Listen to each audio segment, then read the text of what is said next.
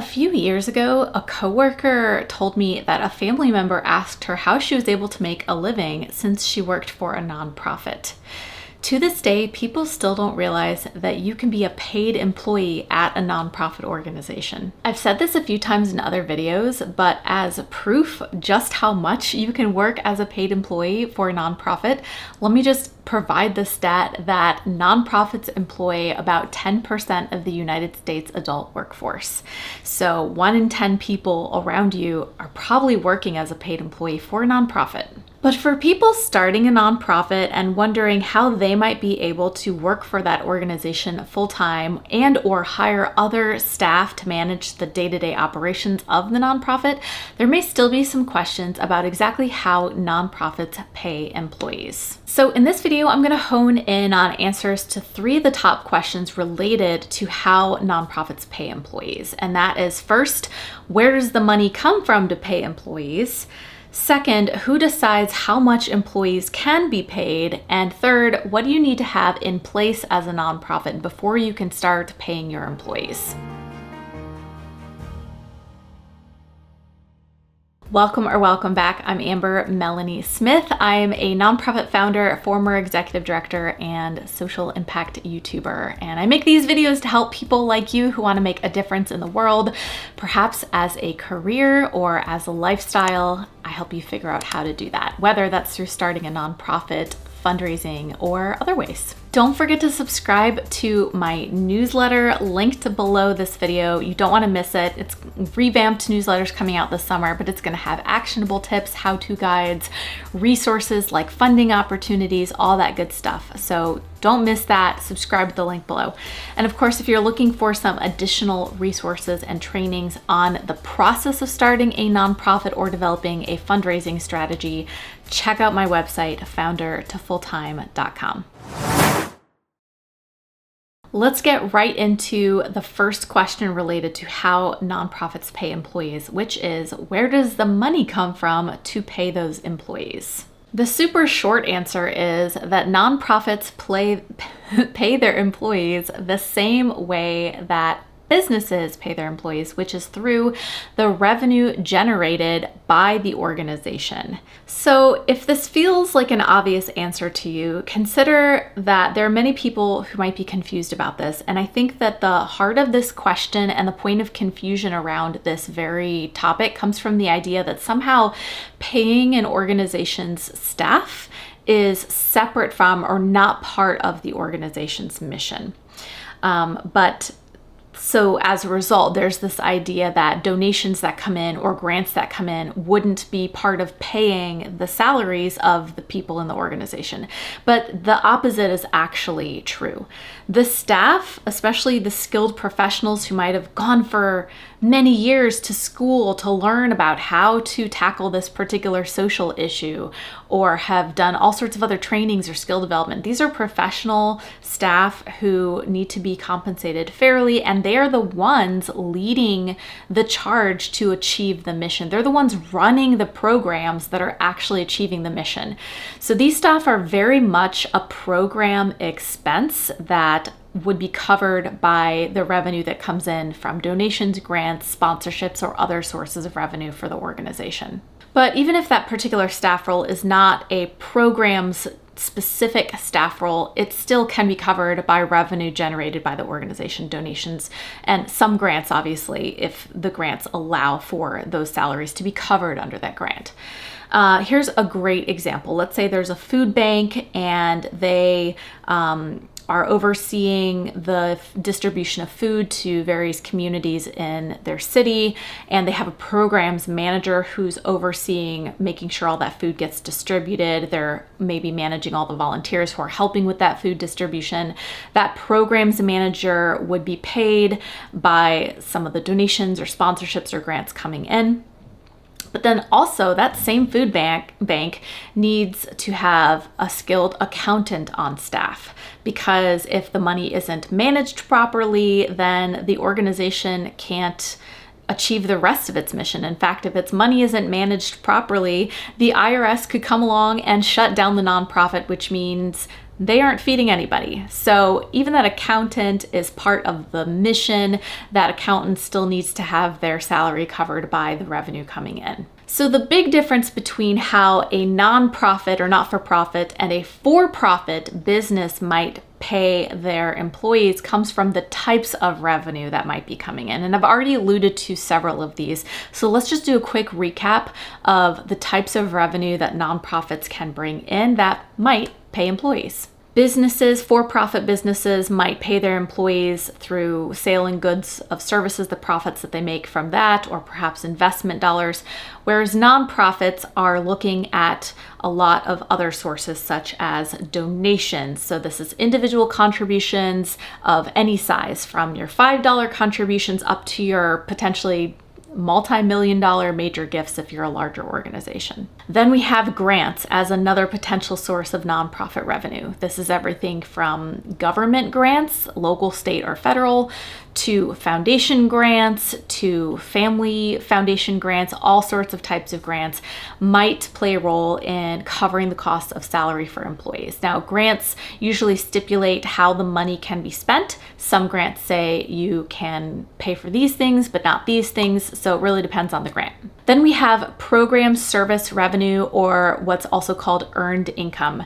Nonprofits can sell goods or services as long as the sale of those goods and services are a direct and connected part of accomplishing their mission. For example, the Red Cross might offer CPR certifications and you pay, I'm just making this number up, let's say $40 to get it. So they are selling their service of teaching you CPR. But the act of teaching you CPR also furthers their mission of preparing people for emergencies and disasters. So that sale is actually furthering the mission at the same time. Then you've got fundraising events, which are pretty self-explanatory. You host an event, you might sell tickets, you might get donations, and then the net profits can be part of your nonprofit's revenue as well. Then you've got corporate sponsorships, a company who might trade some amount of brand visibility for financial contributions to support a program, event, or project. And then there's miscellaneous income like the interest from endowments or investment income. All that is to say, though the mechanisms that nonprofits have and use to bring in revenue may be different, they are still able to pay for salaries through that revenue, just like a for-profit business. The next question is, who decides what compensation employees can receive? And the answer to this is a combination of the board of the directors and the executive director of the nonprofit. So let me explain how that works. The board is the main boss of the executive director. The board can hire or fire the executive director, and it's the board of directors that decides what that executive director's salary is going to be each year. Additionally, the board of directors is charged with approving an annual budget for the organization every year. So every year, the board should be working with the staff to collaborate to develop a budget for the following fiscal year. And then that budget will include a pool of money that can be spent on staff salary. So that would be the executive director's salary plus all the other staff that need to have their salaries covered would be under a payroll line item or staff line item in the budget. So then when the board approves that budget for the next year, the executive director will have already had their own salary decided upon by the board, but they can take the rest of the pool that has been allocated in the budget to decide the compensation of the staff that they supervise under them. This would include a base salary, but it also includes the costs of things like payroll taxes, any benefits, etc., that need to be accounted for, because hiring staff doesn't just cost the base salary, it also costs all these other things too that you have to make sure that you're planning for. In an ideal world, this decision making is done equitably. The executive director is listening to the needs of the staff. They're paying attention to what similar positions are being paid in other organizations, etc. So they're not just arbitrarily coming up with numbers based on the pool of money that has been agreed upon by the board, before the budget is approved, they would be working with their board to make sure that that pool of money is going to be sufficient enough to make sure everyone's paid fairly. Now, the board and the executive director should be working together closely to look at a number of factors when determining how much compensation should be set aside for employees from the budget.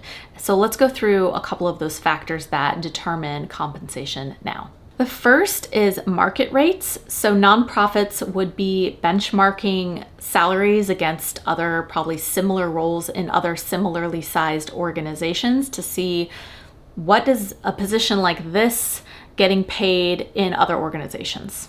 The second factor is obviously funding availability. You can't pay someone if you don't have the money coming in order to pay them. So the whole size of the budget might also play a role in what could be offered to pay an employee. There's also IRS or regional regulations that you need to account for. For example, there are minimum wage laws that you need to account for. Hopefully your nonprofit is paying a living wage and not having to dip as low as minimum wage, but you at least have to meet that minimum. And on the other side of the spectrum, how high can compensation go?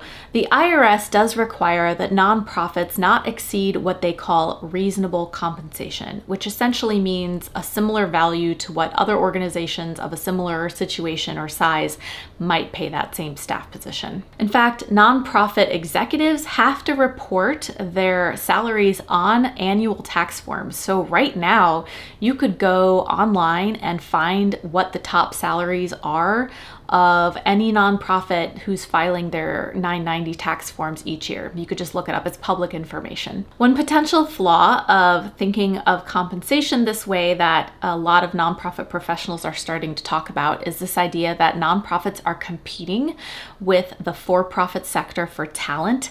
And so if you have to only pay the same salaries as what other nonprofits would be paying, but you're losing talent to the for-profit sector, then how is that a fair comparison? Anyway, just some food for thought and an interesting conversation. Speaking of which, the fourth factor that organizations should take into account is retention. They have to offer enough compensation to hopefully retain talent, retain staff. Nonprofit burnout and turnover is very high right now, and so retention is becoming an increasingly important conversation in the sector. And there's a lot of evidence to show that losing staff and having staff turnover is actually more expensive to an organization than just paying a little bit better to retain the talent.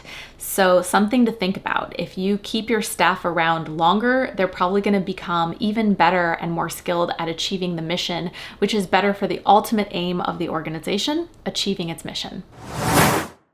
The third question that's part of this bigger question of how nonprofits pay employees is, what do you need to have in place as an organization before you can pay employees? The first thing is pretty common sense, and that is you need some consistent, reliable revenue and funding coming in. You wouldn't want to hire staff positions that you then can't pay for just a couple of months later. So making sure that you've built up your funding reserves, that you have some consistent sources that you can count on is really important before you make the decision to hire any staff or any more staff. The second thing is you need to think about what benefits you can offer to attract and retain talent. And thinking through this is a matter of finances, because some of these benefits might cost money, and also your organization policy, right? Like what is going to be acceptable as a benefit in terms of the culture and policies of your organization. And if those policies don't exist yet, how you're going to create them. So a couple examples of common benefits in the nonprofit world. Just like for-profit businesses, health insurance contributions is something that many nonprofits offer. There's also retirement contributions, right? So working in the nonprofit world, you still have to be saving up for retirement, just like if you're working for a business. Sometimes nonprofits will match employee contributions. So I know in my organization that I was the executive director of, we did a retirement match of up to some percent. And so I would contribute to my pool and then the organization would match my contribution as well.